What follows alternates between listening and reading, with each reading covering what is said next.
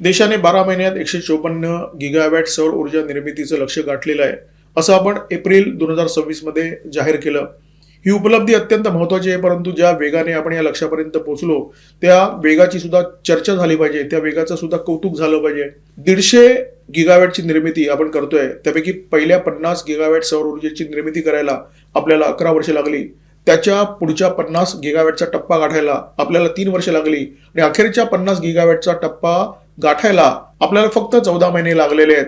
आणि हा जो धडाका आहे, हा जो वेग आहे, तो अत्यंत कौतुकास्पद आहे.